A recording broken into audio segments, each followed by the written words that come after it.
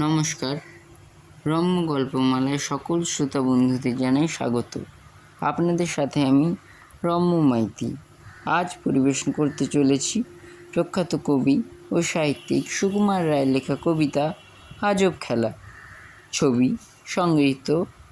কবিতা পাঠে আমি রম্য মাইতি। আজকের কবিতা আজব খেলা। সোনার মেঘে আলতা ঢেলে সিঁদুর মেখে গায়, সকাল সাঁঝে সূর্যি মামা নিত্যি আসে যায়। নিত্যি খেলে রঙের খেলা আকাশ ভরে ভরে, আপন ছবি আপনি মুছে আঁকে নূতন করে। ভোরের ছবি মিলিয়ে দিল দিনের আলো জেলে, সাঁঝের আঁকা রঙিন ছবি রাতের কালি ঢেলে। আবার আঁকে আবার মুছে দিনের পরে দিন, আপন সাথে আপন খেলা চলে বিরামহীন।